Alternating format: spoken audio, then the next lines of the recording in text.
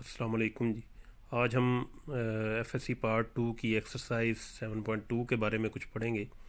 तो सबसे पहले उसमें concept of a vector in the space. हमारे पास कोई भी थ्री डायमेंशनल अगर स्पेस है, उसमें हर पॉइंट के कोऑर्डिनेट एक्स वाई जेड की फॉर्म में आपके पास होंगे, कि उसके थ्री कोऑर्डिनेट्स होंगे along x axis, y axis और जेड एक्सिस, उसके परपेंडिकुलर डिस्टेंस होंगे। उसी से जो सेट ऑफ पॉइंट्स बनते हैं वो सारी की सारी स्पेस आर क्यूब बना देते हैं। तो इसका मतलब है अगर कोई पॉइंट स्पेस के अंदर है तो हम उसका पोजीशन वेक्टर बनाएंगे। पोजीशन वेक्टर बनाने के बाद अगर ये वेक्टर जो है किसी वेक्टर u के इक्वल है, O P vector is equal to u vector, तो ये इसका मतलब है हर पॉइंट एक यूनिक वेक्टर u से रिप्रेजेंट किया जाता है। और यही जो वेक्टर है this is known as the a vector in three dimensional space. बिल्कुल उसी तरह से जैसे हमने पहले पढ़ा था कि किसी भी वेक्टर को जब आपने पोजीशन वेक्टर बना दिया या कुछ भी कर दिया तो उसकी स्केलर मल्टीप्लिकेशन और उनकी एडिशन, उनका नेगेटिव ऑफ वेक्टर, डिफरेंस और ज़ीरो, नल वेक्टर, ये सारे के सारे बिल्कुल जैसे हमने टू डायमेंशनल वेक्टर स्पेस में किया था उसी तरह से ये थ्री डायमेंशनल वेक्टर स्पेस के लिए भी होल्ड करते हैं। ये मैग्नीट्यूड भी उसी तरह से एक्स कंपोनेंट का स्क्वायर प्लस वाई कंपोनेंट का स्क्वायर प्लस जेड कंपोनेंट का स्क्वायर और उसका अंडर रूट।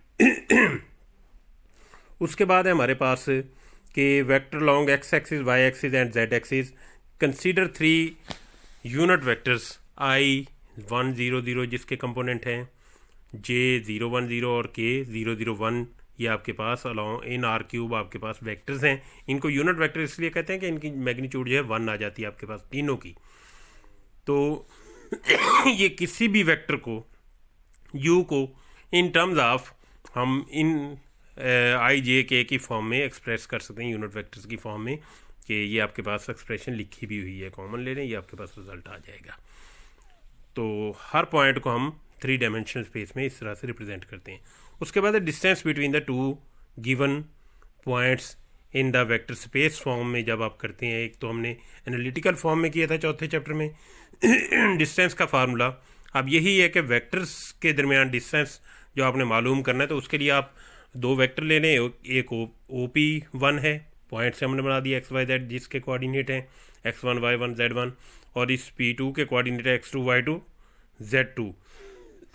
आपने P1 P2 डिस्टेंस मालूम करना है वेक्टर्स के दरमियान, distance between the two vectors. तो सबसे पहले आप P1 P2 मालूम करेंगे। यहाँ से ट्राइंगुलर लॉ अप्लाई करें वेक्टर्स का, OP1 plus P1 P2 is equal to OP2 आपके पास ये आ जाएगा डिस्टेंस जो है। इसे जब आप सिर्फ P1 P2 की वैल्यू निकालेंगे तो ये आपके पास आएगा OP2 माइनस OP1। ये पहले आखिरी जो वेक्टर है उसके साथ पोजीशन वेक्टर बनाना है, OP2 माइनस OP1 जो पहले आपका पॉइंट है, इनिशियल पॉइंट है। और ये आपके पास डिस्टेंस बिटवीन द उनके कोऑर्डिनेट आ जाएंगे। एक्स कोऑर्डिनेट का डिस्टेंस जो पहले बाद में पॉइंट लिया उसका पहले कोऑर्डिनेट आएगा, x2 y2 z2 आपके पास बाद में था पॉइंट जब आपने ये डिस्टेंस मालूम करना था। तो इसके एक्स कोऑर्डिनेट का भी उसी हिसाब से आपके पास आएगा। तो डिस्टेंस लेंगे तो इनकी मैग्नीट्यूड का स्क्वायर हो जाएगा, इस कंपोनेंट का स्क्वायर, एक्स कंपोनेंट का स्क्वायर, वाई कंपोनेंट का स्क्वायर और जेड कंपोनेंट का स्क्वायर और उसका अंडर रूट। ये बिल्कुल वही डिस्टेंस है जो हमने एनालिटिकल फॉर्म में चैप्टर 4 में किया था, लेकिन अब ये वेक्टर मेथड से है। आप तमाम वहाँ के सवालों को भी इन वेक्टर मेथड से डिस्टेंस फार्मूला अप्लाई करके कर सकते हैं, देयर इज़ नो डिफरेंस। उसके बाद direction angle of a vector क्या होते हैं। आपके पास कोई भी वेक्टर OP वेक्टर है जो आपने पोजीशन वेक्टर बना लिया है। फ़र्ज़ करें ये OP वेक्टर जो है हम कहते हैं this is equal to R vector. ये R वेक्टर है, ये बिल्कुल नाम रख दिया हमने इसका और कुछ भी नहीं है। तो R वेक्टर जो है ये एक्स एक्सिस के साथ एंगल अल्फ़ा बना रहा है, ये एक्स एक्सिस है आपको नज़र आ रहा है। वाई एक्सिस के साथ ये एंगल जो बीटा बना रहा है और जेड एक्सिस के साथ एंगल गैमा बनाता है। तो हर वो वेक्टर जो एक्स एक्सिस के साथ कुछ एंगल बनाए या वाई एक्सिस और जेड एक्सिस के साथ, यही इनके इस वेक्टर के डायरेक्शन एंगल्स कहलाते हैं। तो अल्फ़ा बीटा गैमा जो है डायरेक्शन एंगल्स हैं। इसी तरह से इनका कॉज ले लेंगे, cos alpha, cos beta, cos gamma, वो इसके डायरेक्शन कोसाइंस हो जाएंगे आपके पास। एक बात और याद रखनी, ये अल्फ़ा बीटा गैमा जो है वेक्टर्स ये हमेशा 0 और पाई के दरमियान लाई करते हैं, 0 और पाई के दरमियान लाई करते हैं। 0 भी हो सकता है और पाई भी हो सकता है। तो डायरेक्शन कोसाइंस के लिए ये है, हमेशा आपने याद रखना है कि ये चीज़ होल्ड करती है cos square alpha plus cos square beta plus cos square gamma is equal to 1 होता है। जब भी अल्फ़ा बीटा गैमा जो है डायरेक्शन एंगल होंगे वेक्टर के, तो उनके कोसाइन का स्केयर ले लेंगे, ऐड करेंगे तो आपके पास हमेशा 1 आएगा। ये आपने याद रखना है। उसके बाद छोटे छोटे सवाल हैं यहाँ पे। क्वेश्चन नंबर 2 है, एक्सरसाइज आपके पास है 7.2, उसमें उसने वेक्टर दिया हुआ है आपके पास यहाँ पे, वो 3v प्लस w आपने वेक्टर मालूम करना है, फिर उसकी मैग्नीट्यूड मालूम करनी है। बिल्कुल सिंपल है। पहले वेक्टर v जो भी आपको दिया गया है, ये आपको पार्ट दिए गए हैं, उसको 3 से मल्टीप्लाई कर दें और उसमें जब 3v वेक्टर बन जाएगा उसमें w वेक्टर ऐड कर दें। जो भी वो रिज़ल्ट आएगा आपके पास उसकी मैग्नीट्यूड आप ले लें, तो आपके पास उसकी मैग्नीट्यूड रिक्वायर्ड रिजल्ट आपके पास आ जाएगा। ये किया भी हुआ है नीचे लास्ट में आप देखें, 3v वेक्टर बनाया, 3 से मल्टीप्लाई कर दिया। जब आपके पास ये वेक्टर बन गया 14i -7j प्लस 9k, तो आपने इसकी मैग्नीट्यूड लेनी है, तो वो कंपोनेंट का स्क्वायर और उसका स्क्वायर रूट, ये आपके पास उसकी मैग्नीट्यूड आ जाएगी। ये इंपॉर्टेंट है। क्वेश्चन नंबर 4 जो है ये अक्सर पेपर में आ जाता है। उसने कहा फाइंड करना है अल्फ़ा सच दैट ये मैग्नीट्यूड ऑफ दिस फैक्टर, ये बार जो है मैग्नीट्यूड के लिए इस्तेमाल होते हैं, ये 3 के इक्वल है। आपने कुछ भी नहीं देखना, आपने सिर्फ ये देखना है कि मैग्नीट्यूड ली है तो हम मैग्नीट्यूड लेते कैसे हैं। एक्स कंपोनेंट का स्क्वायर प्लस वाई कंपोनेंट का स्क्वायर प्लस जेड कंपोनेंट का स्क्वायर और उसका square root is equal to 3, ये आपको दिया गया है उसने। अब आपने ये सबसे पहले ये स्क्वायर रूट ख़त्म करना है, दोनों तरफ स्क्वायर कर लें, ये 9 हो जाएगा, ये स्क्वायर रूट ख़त्म हो जाएगा। इसको एक्सपेंड करें, सिंप्लीफाई करें, 2 टर्म्स का प्रोडक्ट इज इक्वल टू 0 आ जाएगा फैक्टर बनाने के बाद।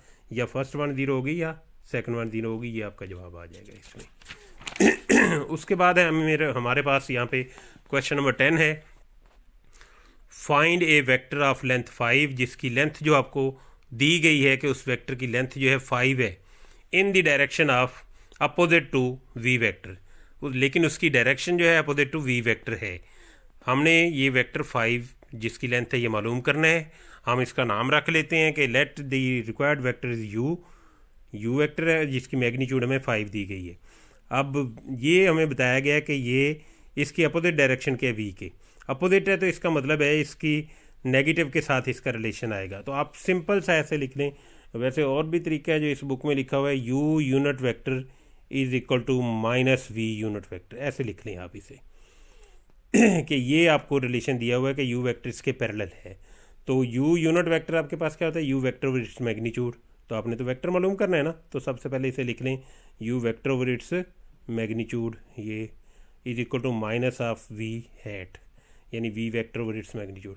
ये u मैग्नीट्यूड आपको दी गई है 5, इसकी वैल्यू रख दें, 5 को इधर मल्टीप्लाई कर दें, तो इसका मतलब है u वेक्टर आपके पास हो जाएगा -5 टाइम्स v यूनिट वेक्टर। और v यूनिट वेक्टर क्या होता है, v vector over its magnitude. v vector आपको दिया गया है, नीचे उसके मैग्नीट्यूड से डिवाइड कर दें, यही आपके पास जवाब आ जाएगा। इसी सवाल को अगर वो रीआइट्रेट कर देता है कि आपने लेंथ 5 का ही एक वेक्टर u मालूम करना है, लेकिन वो v की ही डायरेक्शन में है, अपोजिट डायरेक्शन नहीं का, तो यहाँ पे प्लस साइन आ जाएगा और कोई भी इसका फ़र्क नहीं आएगा, बाकी सेम है एज इट इज़। उसके बाद हमारे पास ये क्वेश्चन नंबर 11 है। 11 में उसने कहा है थर्ड पार्ट में कि पी क्यू वेक्टर मालूम करना है। उसने कहा है फाइंड द डायरेक्शन कोसाइंस आपने मालूम करने हैं किसके, पी क्यू वेक्टर के। तो सबसे पहले तो इन पॉइंट से आप पोजीशन वेक्टर बना लें, ओ पी और ओ क्यू। और मैंने आपको बताया था 2 1 5 लिखें, स्क्वायर ब्रैकेट लगा दें, यहाँ 1 3 1 लिखें, स्क्वायर ब्रैकेट लगा दें, ये इनके पोजीशन वेक्टर बन जाएंगे ओ पी और ओ क्यू। फिर आपने पी क्यू वेक्टर मालूम करना है, वो आपके पास किसके इक्वल होगा, पी क्यू वेक्टर, ये होगा ओ क्यू, दूसरा पॉइंट बाद में आएगा, माइनस ओ पी वेक्टर। और ये आप ऊपर मालूम कर चुके होंगे इनको वेक्टर बनाने के बाद, तो आप ये यहाँ पे रखेंगे, सब्ट्रैक्ट करेंगे, पी क्यू वेक्टर आ जाएगा। फिर आपने उसके डायरेक्शन को साइंस मालूम करने हैं और देखना है कि वो डायरेक्शन को साइंस उसके हैं या नहीं है। तो आप सबसे पहले तो उसकी मैग्नीट्यूड निकालें, जो पी क्यू वेक्टर आपने निकाल लिया है उसकी मैग्नीट्यूड भी निकालें आप, ये मैग्नीट्यूड आपके पास आ गई। उसके बाद है डायरेक्शन रेशियोज़, उसके क्या क्या हो जाएंगे आपके पास, वो हैं ये इनके कोफिशेंट्स जो है जो आपने पी वेक्टर बनाया है, ये -1 2 और -4 जो हैं ये इनके कोफिशेंट जो है किसी भी वेक्टर के, वो उसके डायरेक्शन रेशियोज़ कहलाते हैं। और डायरेक्शन कोसाइंस उसके बाद किसे आएगा, हर डायरेक्शन रेशियो को उसकी मैग्नीट्यूड से डिवाइड करते जाएं, ये आपके पास डायरेक्शन कोसाइंस आ जाएंगे। क्लियर? ओके, तो ये था आपका क्वेश्चन नंबर 11 का थर्ड पार्ट था। ये एक्सरसाइज बिल्कुल सेम है, इसी तरह से आपने ये एक्सरसाइज पूरी की पूरी मुकम्मल कर लेनी है। Thank you very much. Next time हम आगे करेंगे एक्सरसाइज 7.3।